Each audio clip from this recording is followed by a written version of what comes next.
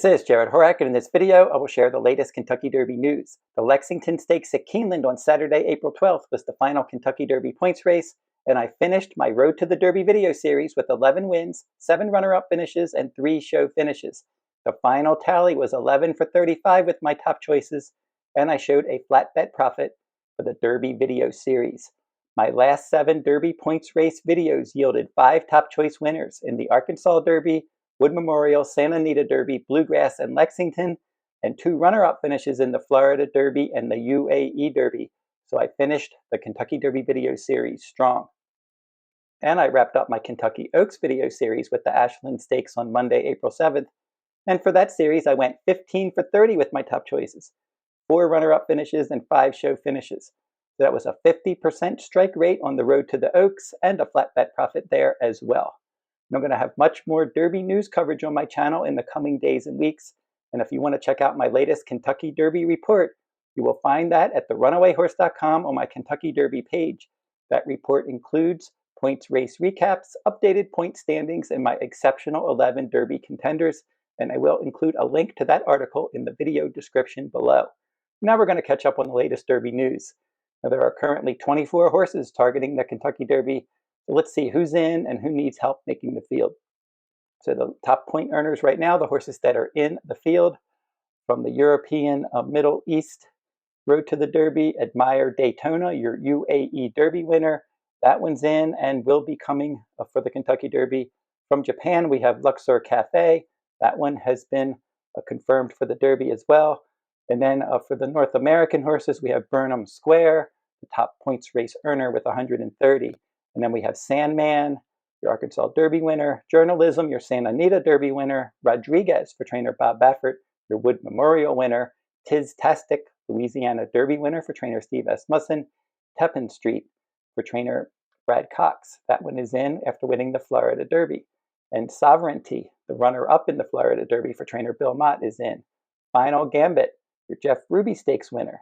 Coal Battle won multiple points races. That one has 95 points, more than enough to get in.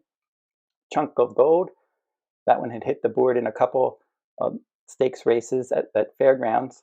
And then we have Citizen Bull, your 2-year-old champion. He disappointed last time in the Santa Anita Derby. East Avenue, that one just missed in the Bluegrass Stakes last time out. Publisher, a maiden for trainer Steve Asmussen.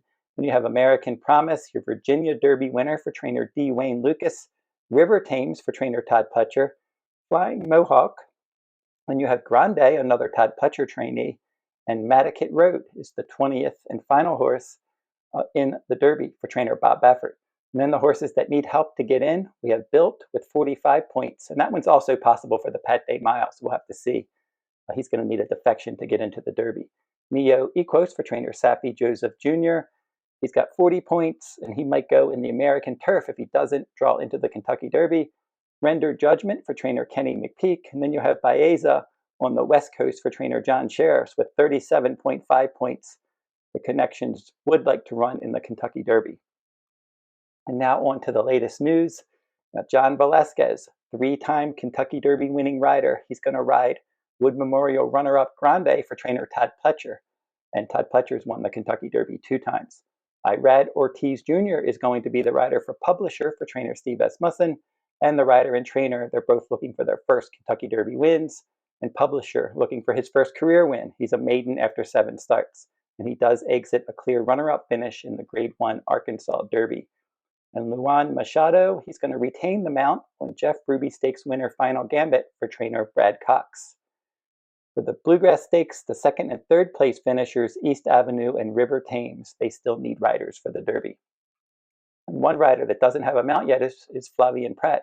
So we'll have to see. Last year's Eclipse Award-winning rider. He's having an excellent year this year as well. Doesn't have a Derby mount at this time, but don't be surprised if he gets one in the coming days. Now for the Gotham Stakes, so the winner there was Flood Zone, and he finished up the track in the UAE Derby, and he's no longer under consideration for the Kentucky Derby. And when he defected from the Derby, that allowed Madaket Road to get into the race. And for the Virginia Derby winner, American Promise, he had a bullet workout, 5 furlongs and 59.40, best of 20 at Oaklawn. That was on April 9th. And he's going to work one more time at Oaklawn before shipping to Churchill Downs. And Nick Juarez is going to retain the mount on American Promise for trainer Dwayne Lucas. Tappan Street for trainer Brad Cox. He breezed a half mile in 48.40 seconds, third best of 24 at Payson Park on April 11th. And he worked in company with his stablemate Rapture, and that one had finished up the track in the Virginia Derby in his last start. Now for them, the opening quarter was 24.28, and they galloped out 5 furlongs in 101.56. And for Tappan Street, he might work one more time in Florida, possibly on Friday, April 18th, and then he's going to head to Kentucky after that. Now Sovereignty for trainer Bill Mott, he breezed a half mile at Payson Park on April 11th, having the identical time. He didn't work in company with Tappan Street, but they had the identical time, 48.40, third best of 24. And he worked solo that day, and he galloped out 5 furlongs and 102 flat. So for Bill Mott, his trainer, he said that this one is not a strong workhorse. He's never really been a strong worker, but he was pleased with this move. He said he was energetic. He looked good in this move. Now this one might head to Churchill Downs early to get 2 workouts over the surface, and he won the Grade 3 Street Scent Stakes at Churchill Downs last fall, so we know he handles the Churchill Downs Oval. Neoequos for trainer Sappy Joseph Jr., he breezed a half mile in 49.63 seconds, 20th best of 37 at Gulfstream on April 11th.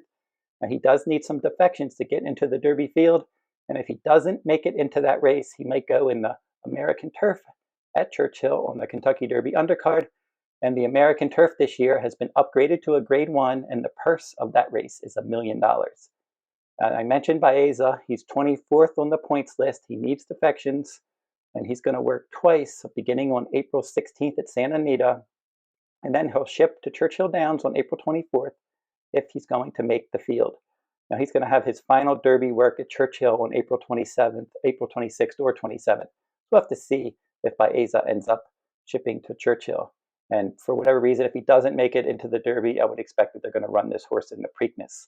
Now Tiztastic, he worked in company with Publisher. They're both Kentucky Derby contenders for trainer Steve Asmussen. They went 5 furlongs in a minute .80, 12th best of 31 at Churchill on April 12th. Opening quarter was 24.80, 3 furlongs in 36.60, and they galloped out 6 furlongs in 113.40, 7 furlongs in 126.60. Asmussen was pleased with both horses. Now, Jeff Ruby, stakes runner-up Flying Mohawk, he worked in company with 2024 Kentucky Derby also ran Honor Marie, and they went an easy half mile, 50.80 seconds, 74th best of 86. That was at Churchill Downs on April 12th, and Joseph Ramos is going to ride Flying Mohawk in the Kentucky Derby. Chunk of Gold, he fired a 5 furlong bullet in 59.40 seconds, best of 18. That was at Turfway Park on the all-weather surface on April 12th. And his trainer, Ethan West, said that he galloped out 6 furlongs in 112. And Jarrod Horak was his exercise rider that day. Now, if you're interested in my Triple Crown Series full cards, I will be offering a Kentucky Oaks Day full card at Churchill on May 2nd, a Kentucky Derby Day full card on May 3rd, Black-Eyed Susan Day, I'm going to be doing a full card the day before the Preakness on May 16th, Preakness Day full card on May 17th, and Belmont Stakes Week full cards at Saratoga, including Belmont Stakes Day on Saturday, June 7th. I've been doing these full cards online since the late 1990s, and I've been doing these Triple Crown Series full cards for many years, and I've had a lot of success over the years, and I started adding Triple Crown Series products to my shop page at therunawayrhorse.com, and you can pre-purchase those now. Now, if you do pre-purchase the Kentucky Derby products, I will email my early Derby analysis. I finished my early Derby analysis earlier today. So I'll send an email out with that early Derby analysis, and then you will also get my weekly Derby reports if you pre-purchase those Kentucky Derby full cards. And my Kentucky Derby race analysis and full card will be complete Kentucky Derby week after post positions are drawn. Now, Santa Anita is still on a live racing break until April 18th, and I'm going to be offering Keeneland and Santa Anita full cards this coming Saturday, April 19th. And you can purchase my Keeneland and Santa Anita full cards separately, or you can get them together as part of my Saturday special for $16. So go to therunawayrhorse.com on my shop page to pre-purchase those cards now, and I will email them out when the analysis is complete later in the week. And I send out my full cards 1 to 2 days before race day. Go to the runawayhorse.com or my shop page if you're interested in any of my products, and like, comment, and share these videos if you like them. Subscribe to my channel as well. It's free to subscribe. And until I see you next time, good luck at the races.